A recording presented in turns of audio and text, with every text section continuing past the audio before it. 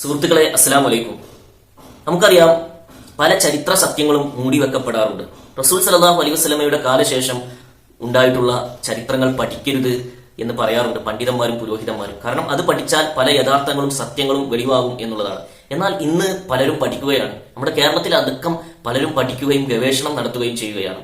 അപ്പോൾ പല സത്യങ്ങളും അവർ മനസ്സിലാക്കുകയാണ്. അപ്പോൾ തീർച്ചയായിട്ടും പുരോഹിതന്മാരും പണ്ഡിതന്മാരും ഇതിൽ വിറളി പൂളുക തന്നെ ചെയ്യും. അപ്പോൾ റഹ്മത്തുള്ള കാസിമി എന്ന് പറയുന്ന ഒരു പണ്ഡിതനെ നിങ്ങൾക്ക് അറിയുമായിരിക്കും.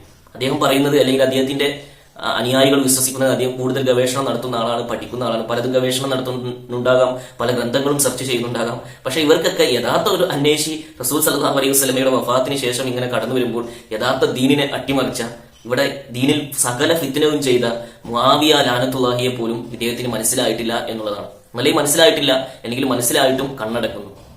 മുആവിയയെ വെളുപ്പിക്കാൻ പൊക്കി പറഞ്ഞുകൊണ്ട് ഇദ്ദേഹം രംഗത്ത് വന്നിരിക്കുകയാണ്. കേരളത്തിൽ പലരും മുആവിയയെ കുറ്റം പറയുന്നു എന്നാണ് ഇദ്ദേഹത്തിനുള്ള സങ്കടം. അപ്പൊ ആരാണ് മുആവിയ എന്നൊക്കെ ഇവിടെ ജനങ്ങൾ പഠിക്കുന്നുണ്ട് എന്നുള്ളത് നിങ്ങൾ മനസ്സിലാക്കുക എന്നാണ് ആദ്യമായി പറയാനുള്ളത്. തീർച്ചയായിട്ടും ഇദ്ദേഹം പറഞ്ഞ ചില വാദങ്ങളിലൂടെയൊക്കെ നമുക്ക് കടന്നു പോകാം. മുആവിയയെ വെളുപ്പിക്കാൻ വേണ്ടി ഇദ്ദേഹം പറയുന്നത്, ഇദ്ദേഹം ഒരു പ്രതിനിധി മാത്രമാണ്, ഇങ്ങനെ തന്നെയാണ് സകല പണ്ഡിതന്മാരും ചെയ്യുന്നത് എന്നുള്ളതാണ്. ആദ്യമായിട്ട് പറയുന്നത് മുആവിയ സഹാബിയാണ് എന്നുള്ളതാണ്. കുറെ കാലമായി ഒരു ലോജിക്കും ഇല്ലാത്ത സംസാരമാണ് ഇദ്ദേഹത്തിൽ നിന്നുണ്ടാകുന്നത്. അതൊക്കെ നമുക്ക് പിന്നീട് പറയാം. ഏതായാലും ഇദ്ദേഹം പറയുന്നത് മുആവിയ സഹാബിയാണ്, അതുകൊണ്ട് എല്ലാ സഹാബികളുടെയും ചെരുപ്പിന്റെ അടിയിലാണ് ഞാൻ എന്നൊക്കെ ഇദ്ദേഹം പറയാറുണ്ട്. നിങ്ങൾ തീർച്ചയായിട്ടും മുആവിയയുടെ ചെരുപ്പിന്റെ അടിയിൽ തന്നെയാണ്, ഒരു സംശയമില്ല. പക്ഷേ പ്രധാനപ്പെട്ട ഒരു കാര്യമാണ്, സഹാബികൾ എല്ലാവരും സഹാബികളല്ല. സഹാബികൾ എന്ന് പറയുന്ന എല്ലാവരും സഹാബികളല്ല. അതിൽ മുനാഫിക്കുകളുണ്ട്. നബിയുടെ കൂടെ തീർച്ചയായിട്ടും മുനാഫിക്കുകൾ, കപടന്മാർ ഉണ്ടാവുക എന്നുള്ളത് വസ്തുതയാണ്. അടുത്തത് ഇദ്ദേഹം പറയുന്നത്, മുആവിയയെ ആക്ഷേപിക്കുന്നവർ, മുആവിയ ലഅനത്തുല്ലാഹിയെ ആക്ഷേപിക്കുന്നവർ മുഅ്മിനാകുമോ എന്നാണ് ഇദ്ദേഹം ചോദിക്കുന്നത്. മുഅ്മിൻ എന്താണെന്ന് ഇദ്ദേഹത്തിന് അറിയുമോ എന്ന് അറിയില്ല. തീർച്ചയായിട്ടും മുഅ്മിൻ എന്താണെന്ന് ആദ്യം ഇദ്ദേഹം പറയണമെന്നാണ് എനിക്ക് പറയാനുള്ളത്. കാരണം നമ്മൾ പറഞ്ഞു, ഇവരൊക്കെ കിതാബുകൾ അറ്റിവെച്ച് ഗവേഷണങ്ങൾ നടത്തുന്നുണ്ട്. പക്ഷേ ഇതിന്റെ ബേസിക് പോലും അറിയാതെ പാവപ്പെട്ട സമൂഹത്തെ പറ്റിക്കുകയാണ് ഇവരൊക്കെ ചെയ്യുന്നത്.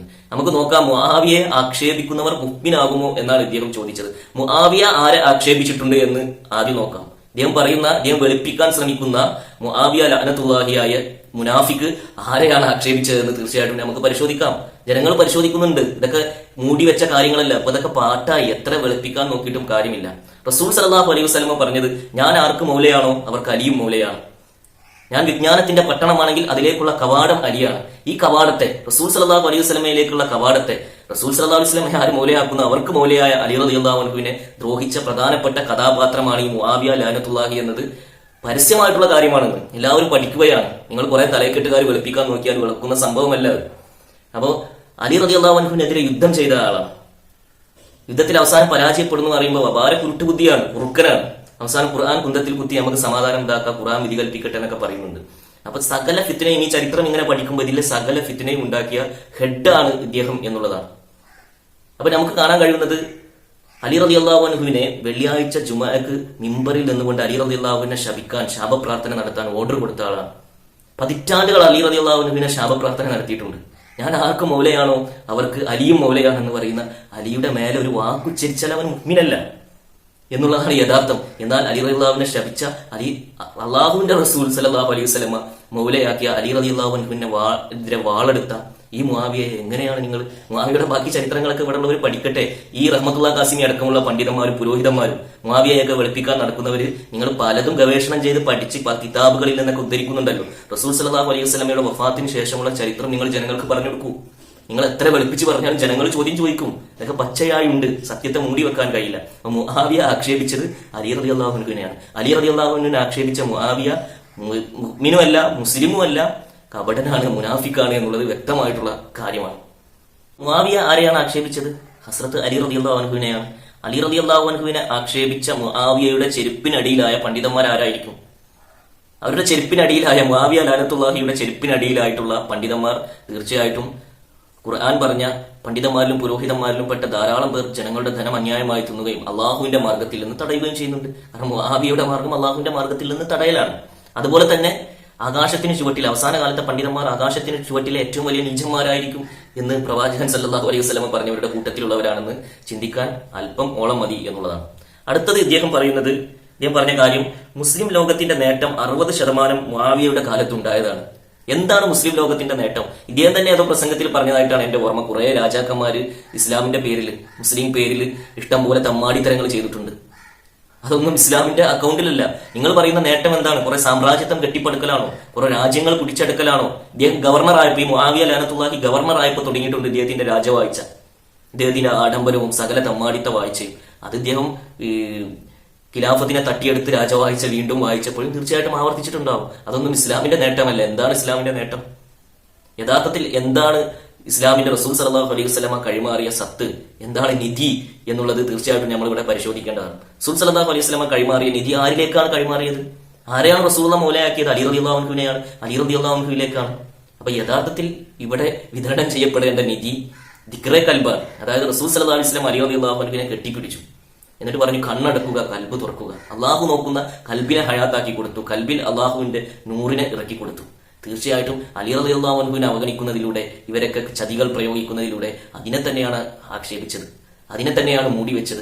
അതാണ് യഥാർത്ഥ ദീൻ. അത് ഇല്ലാത്തത് കൊണ്ടാണ്, അത് മുആവിയക്കും മുആവിയയുടെ ചെരുപ്പിനടിയിലായിട്ടുള്ള ഈ 1,900 കഴിഞ്ഞുപോയിട്ടുള്ളതും ഇപ്പോൾ ഉള്ളതുമായിട്ടുള്ള പുരോഹിത പണ്ഡിത വർഗത്തിനും ഇല്ലാത്തത് കൊണ്ടാണ് തിരിച്ചറിയാത്തത്. കൽബിന്റെ കണ്ണുണ്ടായാലാണ് തിരിച്ചറിയൽ. കൽബിന്റെ കണ്ണുള്ളവർക്ക് മുആവിയ മുനാഫിക്കാണെന്ന് തിരിച്ചറിയും. ഇതുവർക്ക് ഇല്ലാതെ പോയി. ഇദ്ദേഹം പറയുന്ന ഒരു ഗുരുതരമായിട്ടുള്ള വാദം, ഹുസൈൻ റളിയല്ലാഹു അൻഹും ഹസൻ റളിയല്ലാഹു അൻഹും അലി റളിയല്ലാഹു അൻഹും ഇവരെ പോലെയാണ് മുആവിയ എന്നാണ്.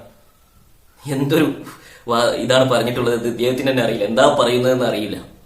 അലി റളിയല്ലാഹു അൻഹു സഹാബികളിൽ എല്ലാവരെയും പോലെ തന്നെയല്ല, പ്രമുഖരാണെന്ന് പറയുന്ന സഹാബികളെ പോലെ തന്നെയല്ല. ആരാ പറഞ്ഞതല്ലാന്ന്? റസൂൽ സല്ലല്ലാഹു അലൈഹി വസല്ലമയാണ്. ഞാൻ ആർക്ക് മൗലയാണോ അവർക്ക് അലിയും മൗലയാണ്. അലി വ്യത്യസ്തമായിട്ടുള്ള ആള് തന്നെയാണ്. വ്യത്യസ്തമായിട്ടുള്ള എല്ലാ പ്രമുഖർക്കും മുകളിലുള്ള, എല്ലാ സഹാബത്തിനും മുകളിലുള്ള മൗലയാണ്. നബി മൗലയാക്കിയ ആളാണ്. ഹസൻ ഹുസൈൻ റളിയല്ലാഹു അൻഹു ആരാണ്? അപ്പൊ ഇതൊന്നും അറിയാതെ ഇവരെ ആക്ഷേപിച്ച, ഇവരെ ദ്രോഹിച്ച ഈ മുആവിയയെ ഇവരെ കൂടെ ചേർത്ത് വെക്കുകയാണ്. ഇതിലും വലിയ ദജ്ജാലിസം, കാപട്യം എന്താണുള്ളത്? ഇതിലും വലിയ മുനാഫിക്കത്ത് എന്താണുള്ളത് എന്നുള്ളത് നിങ്ങൾ ചിന്തിക്കേണ്ടതാണ്. അടുത്തത് ഇദ്ദേഹം പറയുന്നത് അള്ളാഹു ആണല്ലോ യസീദിനെ അദ്ദേഹത്തിന്റെ മകനാക്കിയത് എന്നുള്ളതാണ്. യസീദല്ല, യസീദിനെ ഇവർക്ക് പറയാതെ ഗതിയില്ലാത്തത് കൊണ്ട് പറയുന്നതാണ്. യസീദിനെ റളിയല്ലാഹു അൻഹു എന്ന് പറയാനും സയ്യിദുന എന്ന് പറയാനൊന്നും ഗതിയില്ലാത്തത് കൊണ്ട് പറയുന്നതാണ്. യസീദ് മുആവിയന്റെ പ്രൊഡക്റ്റാണ്. അതായത് മുആവിയ ആരാണ്? മുആവിയ യസീദിന് യോജിച്ച തന്ത തന്നെയാണ് എന്നുള്ളതാണ് സത്യം. ഇത് ആര് പറഞ്ഞിട്ടുണ്ട്? നബി ഖദീജയെ പോലെയാണെന്ന് പറഞ്ഞ സൈനബ് റളിയല്ലാഹു അൻഹ പറഞ്ഞിട്ടുണ്ട്. കർബല കഴിഞ്ഞ് യസീദിന്റെ കൊട്ടാരത്തിൽ യസീദിനോട് വിരൽ ചൂണ്ടി സംസാരിക്കുന്നുണ്ട്. സൈനബ് റളിയല്ലാഹു അൻഹ എന്താണ് യസീദിനോട് പറയുന്നത്? നിന്റെ ബാപ്പ മുആവിയയാണ്, എന്റെ ഉപ്പ അലി റളിയല്ലാഹു അൻഹു ആണ്. ഇത് വ്യത്യാസമാണ്. കാരണം യസീദ് ബാപ്പയുടെ മകൻ തന്നെയാണ്. ബാപ്പയും യസീദിനെ പോലെ തന്നെയാണ്. യസീദിനും വലിയ ചതിയും കുരുട്ടുബുദ്ധിയും അവിടെ തുടങ്ങി വെച്ചിട്ടുണ്ട്. അതിന്റെ ആവർത്തനമാണ് യസീദ് പൂർത്തീകരിച്ച് ലോക ചരിത്രത്തിലില്ലാത്ത തമ്മാടിത്തരം കർബലയിൽ അടക്കം ആവർത്തിച്ചത്. സൈനബ് റളിയല്ലാഹു അൻഹ നിർത്തുന്നില്ല. എന്റെ വല്ലിപ്പ മുഹമ്മദ് മുസ്തഫ സല്ലല്ലാഹു അലൈഹി വസല്ലം, യസീദിന്റെ വല്ലിപ്പ അബൂ സുഫിയാനാണ്. അപ്പോ യസീദ് മാത്രമല്ല, യസീദിന്റെ തന്ത മുആവിയയും മുആവിയയുടെ തന്ത അബൂ സുഫിയാനും കപടന്മാർ തന്നെയാണ്, മുനാഫിക്കുകൾ തന്നെയാണ്. ലോക ചരിത്രത്തിൽ ഇതുവരെ ഇല്ലാത്ത ചതി ചെയ്തവരാണ്. നമുക്കറിയാം, മക്ക വിജയശേഷം ഇസ്ലാം സ്വീകരിച്ചവരുടെ ഈ കാര്യത്തിൽ തീർച്ചയായിട്ടും സംശയിക്കേണ്ടതുണ്ട്. അവരിൽ പലരും ഗത്യന്തരമില്ലാതെ ഈ അബൂ സുഫിയാൻ മലമുകളിൽ നിന്ന് കാണുന്നുണ്ട് റസൂൽ സല്ലല്ലാഹു അലൈഹി വസല്ലമ ജനങ്ങളുമായിട്ട് വരുന്നത്. അപ്പൊ ഇനി രക്ഷയില്ല, ഇതിന്റെ ഉള്ളിലേക്ക് കയറി പോകലാണിത്. അപ്പൊ ഇവർക്ക് കുടുംബപരമായിട്ട് തന്നെ, ഇത് സൈനബ് റളിയല്ലാഹു അൻഹുക്ക് അറിയാം, കുടുംബപരമായിട്ട് തന്നെ റസൂൽ സല്ലല്ലാഹു അലൈഹി വസല്ലമയുടെ കുടുംബത്തിനോട് കടുത്ത പകയുണ്ട്. ഇവർ സത്യത്തിന്റെയും ഹക്കിന്റെയും എതിരാളികളാണ്. ഇവരുടെ നാച്ചർ തന്നെ അനീതിയാണ്, അധർമ്മമാണ്, അധികാരമാണ്, സകല തമ്മാടിത്തരവുമാണ്. അത് ഇവരുടെ പാരമ്പര്യം തന്നെയാണ് എന്നുള്ളതാണ്. അപ്പൊ സൈനബ് റളിയല്ലാഹു അൻഹ പറഞ്ഞ കർബലയിൽ നിന്ന് കഴിഞ്ഞിട്ട് അത്ര സീനുകളൊക്കെ കഴിഞ്ഞിട്ടും റസൂൽ സല്ലല്ലാഹു അലൈഹി വസല്ലമയുടെ നൂറായതുകൊണ്ടാണ്, ഖദീജ ആയതുകൊണ്ടാണ് സൈനബ് റളിയല്ലാഹു അൻഹ യസീദിന്റെ മുഖത്ത് നോക്കി സംസാരിക്കുന്നത്. സൈനബ് റളിയല്ലാഹു അൻഹ പറഞ്ഞ കാര്യം തീർച്ചയായിട്ടും ഇവിടെ 1000 അല്ല ലക്ഷക്കണക്കിന് വട്ടം വീണ്ടും വീണ്ടും ആവർത്തിക്കുക തന്നെ ചെയ്യും. മുആവിയ ലാനത്തുല്ലാഹിയാണ്, യസീദ് ലാനത്തുല്ലാഹിയാണ്, മുആവിയയുടെയും തന്ത അബൂ സുഫിയാനും ലാനത്തുല്ലാഹിയാണ് എന്നുള്ള കാര്യം അതിവിടെ പണ്ഡിത പുരോഹിതന്മാർക്കൊന്നും ഇനി മൂടി വെക്കാൻ കഴിയൂല. നിങ്ങൾ വെളുപ്പിക്കാൻ നോക്കിയിട്ട് കാര്യമില്ല. ആരെയാണ് നിങ്ങൾ വെളുപ്പിക്കാൻ നോക്കുന്നത്? ആക്ഷേപിക്കുന്നവരിൽ ഞാൻ ഉണ്ടാകില്ല എന്നാണ് ഇദ്ദേഹം പ്രസ്താവന ഇറക്കിയിട്ടുള്ളത്. തീർച്ചയായിട്ടും മുആവിയ ആക്ഷേപിക്കുന്നവരിൽ നിങ്ങൾ ഉണ്ടാകണ്ട, നിങ്ങൾ മുആവിയയുടെ ചെരുപ്പിനടിയിൽ നിന്നാൽ മതി എന്നുള്ളതാണ്. പക്ഷേ തീർച്ചയായിട്ടും യഥാർത്ഥ ഹക്കിനെ തേടുന്നവർ, യഥാർത്ഥ അന്വേഷികൾ, യഥാർത്ഥത്തിൽ റസൂൽ സല്ലല്ലാഹു അലൈഹി വസല്ലമയെ സ്നേഹിക്കുന്നവർ, അലി റളിയല്ലാഹു അൻഹുവിനെ സ്നേഹിക്കുന്നവർ, ഹസൻ ഹുസൈൻ റളിയല്ലാഹു അൻഹുവിനെ സ്നേഹിക്കുന്നവർ ആക്ഷേപിക്കുന്നതിൽ ഒന്നാമതായി ഉണ്ടാകും. അത് റസൂലുള്ളാഹിന്റെ പേരക്കുട്ടി സൈനബ് റളിയല്ലാഹു അൻഹു ചെയ്ത പ്രവൃത്തിയാണ്. മുആവിയനെ മാത്രമല്ല, അദ്ദേഹത്തിന്റെ തന്ത അബൂ സുഫിയാനെയും അദ്ദേഹത്തിന്റെ മകൻ യസീദിനെയും തീർച്ചയായിട്ടും ആക്ഷേപിക്കുക തന്നെ ചെയ്യും. അവരെ ആക്ഷേപിച്ചത് റസൂൽ സല്ലല്ലാഹു അലൈഹി വസല്ലമയാണ്. അലി റളിയല്ലാഹു അൻഹുവിനെ ആക്ഷേപിച്ചാൽ ആരെയാണ് അവർ ആക്ഷേപിക്കുന്നത്? ആരെയാണ് അവർ ദ്രോഹിക്കുന്നത്? റസൂൽ സല്ലല്ലാഹു അലൈഹി വസല്ലമയാണ് എന്നുള്ളതാണ് വസ്തുത. ഇദ്ദേഹം റസൂൽ സല്ലല്ലാഹു അലൈഹി വസല്ലമയോടുള്ള സ്നേഹമൊക്കെ പറയുന്നുണ്ട്. ഇപ്പോഴെ കാണും ഉമ്മയെ കാണും ഒക്കെ റസൂൽ സല്ലല്ലാഹു അലൈഹി വസല്ലമയെ സ്നേഹിക്കണം. ഇപ്പോഴെ കാണും ഉമ്മയെ കാണും സ്നേഹിക്കേണ്ടത് റസൂൽ സല്ലല്ലാഹു അലൈഹി വസല്ലമയെയാണ്, മുആവിയയെ അല്ല. റസൂൽ സല്ലല്ലാഹു അലൈഹി വസല്ലമയുടെ വഫാത്തിന് ശേഷം റസൂൽ സല്ലല്ലാഹു അലൈഹി വസല്ലമയോടും അവിടുന്ന് കൊണ്ടുവന്ന സത്യത്തോടും ഹക്കിനോടും ഉള്ളിൽ പക വെച്ച് ആ പക തീർക്കാൻ പിന്നീട് മക്ക വിജയശേഷം ഇതിനകത്തേക്ക് കയറി മകനെ ആദ്യം തന്നെ മുആവിയയെ ആദ്യം തന്നെ പറഞ്ഞയച്ച് സ്വീകരിപ്പിച്ചിട്ടുണ്ട്. സകല തന്ത്രങ്ങളും പ്രയോഗിച്ച് റസൂൽ സല്ലല്ലാഹു അലൈഹി വസല്ലമയുടെ കുടുംബത്തെ അഹ്ലു ബൈത്തിനെ ദ്രോഹിച്ച തമ്മാടികളെ സ്നേഹിക്കാനല്ല പറഞ്ഞത്. തെമ്മാടികളെയല്ല സ്നേഹിക്കുന്നത്. അവരെ നിങ്ങൾ സ്നേഹിച്ചാൽ, അവരെ ആക്ഷേപിച്ചിട്ടില്ലെങ്കിൽ, അവരെ വെളുപ്പിക്കുമ്പോൾ നിങ്ങൾ ദ്രോഹിക്കുന്നത്, നിങ്ങൾ ആക്ഷേപിക്കുന്നത് റസൂൽ സല്ലല്ലാഹു അലൈഹി വസല്ലമയെ തന്നെയാണ്. അപ്പൊ തീർച്ചയായിട്ടും ഇവരൊന്നല്ലെങ്കിൽ കഥ അറിയാതെ ആടുന്നവരാണ്, അല്ലെങ്കിൽ കഥ അറിഞ്ഞുകൊണ്ടുള്ള ആളുകൾ തന്നെയാണ്. അപ്പൊ ഈ നിലപാടുകളൊക്കെ തിരുത്തിയാൽ അവർക്ക് നല്ലത് എന്നാണ് നമുക്ക് പറയാനുള്ളത്. അതുപോലെ തന്നെ ഇതിന്റെ ഒരു ക്ലിപ്പ് ഒരു യൂട്യൂബിൽ ഇട്ടിട്ടുണ്ട്. അതിന്റെ അടിയിൽ അൾട്രാ TV എന്നുള്ള ഒരു പരാമർശം വന്നു. അൾട്രാ TVയുടെ ആളുകളൊക്കെ മുആവിയയെ ആക്ഷേപിക്കുന്നുണ്ട് എന്നുള്ള പരാമർശം വന്നു. തീർച്ചയായിട്ടും സയ്യിദ് യൂനുസ് അൽ ഗോഹറിന്റെ അനുയായികൾ 1000 വട്ടം ആവർത്തിച്ച് മുആവിയയെ ലഅനത്തുള്ള പറയുക തന്നെ ചെയ്യും. തന്നെ കേരളത്തിൽ പല അന്വേഷികളും പ്രാഥമിക ഘട്ടം എന്ന നിലയിൽ ആദ്യമായിട്ട് ഈ മുആവിയയുടെ ചതിയൊക്കെ മനസ്സിലാക്കുന്നുണ്ട്, കൂടുതലായിട്ട് മനസ്സിലാക്കി വരുന്നുണ്ട്. അപ്പോഴാണ് ഇദ്ദേഹത്തെ പോലെയുള്ളവരുടെ മുആവിയൻ സ്നേഹമൊക്കെ മുള പൊട്ടി വന്ന് ഇത്തരം പ്രസ്താവനകളൊക്കെ ഇറക്കുന്നത് എന്ന് നമ്മൾ മനസ്സിലാക്കണം. ഇദ്ദേഹം മുമ്പും അൾട്രാ TVയെ പറ്റി പേര് പറയാതെ പരാമർശിച്ചിട്ടുണ്ട്. അന്നേരം പരാമർശിച്ചതൊക്കെ വിഡിത്തങ്ങളായിരുന്നു, പരസ്പരം ലോജിക്ക് പോലും ഇല്ലാത്ത. ഇദ്ദേഹം പറഞ്ഞു വരുന്ന ഒരു മഹദി വിഷയം കുറെ സംസാരിച്ച ആളാണല്ലോ ഇദ്ദേഹം. പക്ഷെ അതിലൊരു ലോജിക്ക് പോലും ഇല്ലാതെ പിന്നെ അത് നിർത്തുകയും ലോജിക്ക് പോലും ഇല്ലാത്ത പല വാദങ്ങളും കൊണ്ടുവരികയും ഇദ്ദേഹത്തിന്റെ യൂട്യൂബ് ചാനലിനടിയിലും ഫേസ്ബുക്ക് ചാനലിനടിയിലൊക്കെ പലരും കമന്റ് ഇട്ടപ്പോൾ ആ കമന്റ് ഒക്കെ ഡിലീറ്റ് ചെയ്യുകയും അതിന് ആശയപരമായിട്ടുള്ള മറുപടി നൽകാതിരിക്കുകയും ഒക്കെ ചെയ്തിട്ടുണ്ട്.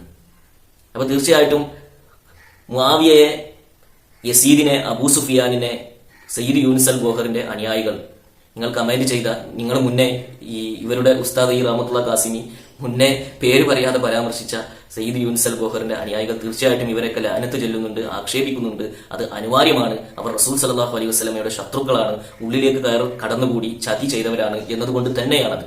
അപ്പൊ ഇദ്ദേഹം ഇതിനെപ്പറ്റിയോ ഒന്നും പഠിക്കാനൊന്നും തയ്യാറായിട്ടില്ല എന്നുള്ളതാണ്. നമ്മൾ നേരത്തെ പറഞ്ഞു, ആരാണ് മുഅ്മിൻ എന്നുള്ള ബേസിക് പോലും അറിയില്ല. ഇവർ ഇത്ര കാലം കിതാബുകളും മറ്റും സെർച്ച് ചെയ്തിട്ട് അവരുടെ നാവ് ആലിമാണ്, കൽബ് ജാഹിലാണ് എന്ന് റസൂൽ സല്ലല്ലാഹു അലൈഹി വസല്ലമ പറഞ്ഞിട്ടുണ്ട്. ഒരു കൂട്ടർ വന്നുകൊണ്ട് നബിയോട് പറയുന്നുണ്ട് ഞങ്ങൾ മുഅ്മിനീങ്ങളാണ്. അപ്പൊ ഖുർആൻ പറഞ്ഞു നിങ്ങൾ മുസ്ലിങ്ങൾ എന്ന് പറഞ്ഞോ, മുഅ്മിൻ എന്ന് പറയരുത്. കാരണം മുഅ്മിൻ എന്ന് പറയണമെങ്കിൽ കൽബിലേക്ക് ദിക്ർ പ്രവേശിപ്പിക്കണം.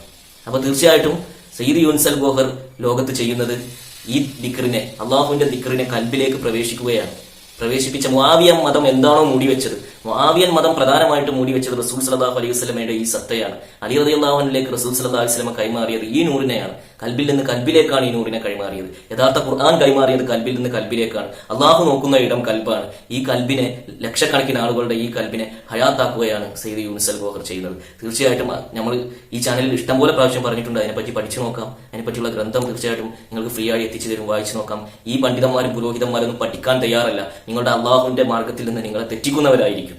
അപ്പൊ തീർച്ചയായിട്ടും നിങ്ങൾക്ക് അതിനെപ്പറ്റി പഠിച്ചു നോക്കാം. നിങ്ങൾക്ക് ഇസ്ലാമിക ഹിസ്റ്ററി പഠിച്ചു നോക്കാം.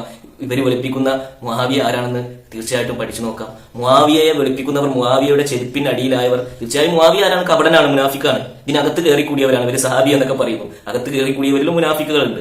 ദജ്ജാൽ ആരാണ്? ദജ്ജാൽ കാപട്യത്തിന്റെ മൂർത്തിയാണ്. മുആവിയയുടെ ചെരുപ്പിനടിയിലായവർ തീർച്ചയായിട്ടും ദജ്ജാലിലേക്ക് പോകും എന്നുള്ളതിൽ ഒരു സംശയമില്ല. അപ്പൊ തീർച്ചയായിട്ടും പറഞ്ഞു വരുന്നത് യഥാർത്ഥ ഹക്ക് കൽബിലേക്ക് അള്ളാഹു പ്രവേശിക്കലാണ്. കൽബിലാണ് അള്ളാഹു നോക്കുന്നത്. കൽബിനെ ഹയാത്താക്കിക്കൊണ്ട് തീർച്ചയായിട്ടും സയ്യിദ് യൂനുസ് അൽ ഗോഹർ ലോകത്തോട് സംസാരിക്കുന്നുണ്ട്. അത് നിങ്ങൾക്ക് പഠിച്ചു നോക്കാം, ഗ്രന്ഥത്തെ പഠിച്ചു നോക്കാം, അൾട്രാ TV ചർച്ച ചെയ്ത് പഠിച്ചു നോക്കാം. ഇതൊക്കെ ചെയ്യാവുന്നതാണ്. തീർച്ചയായിട്ടും ഇദ്ദേഹത്തെ പോലുള്ളവർ ഇതിന്റെ പേര് പോലും ഉച്ചരിക്കില്ല. കാരണം ഇവരൊന്നും ഇതൊന്നും പഠിക്കരുത് എന്നാണ് പറയുന്നത്. യഥാർത്ഥ ദീനിനെ, മുആവിയൻ മതം മൂടിവെച്ച യഥാർത്ഥ ദീനിനെ പുറത്തു കൊണ്ടുവരുന്നത് ജനങ്ങൾ പഠിക്കരുത് എന്നാണ് ഇവർ പറയുന്നത്. അതുകൊണ്ട് തന്നെ ഇത് പരാമർശിച്ചു കഴിഞ്ഞാൽ ജനങ്ങൾ പോയി പഠിക്കുമെന്ന് വിചാരിച്ച് പരാമർശിക്കുക പോലുമില്ല. പക്ഷേ പരാമർശിക്കേണ്ട അവസരമൊക്കെ വരും. ജനങ്ങളൊക്കെ എല്ലാം സെർച്ച് ചെയ്യുകയും പഠിക്കുകയും ഒക്കെ ചെയ്യും. സത്യം ഇവിടെ വെളിപ്പെടുക തന്നെ ചെയ്യും. സത്യത്തിന്റെ ആളുകൾ എക്കാലത്തും കുറവായിരിക്കാം, പക്ഷേ സത്യം, ഹക്ക് ഇവിടെ വെളിപ്പെടുക തന്നെ ചെയ്യും എന്നുള്ളത് പറഞ്ഞുകൊണ്ട് ഏവർക്കും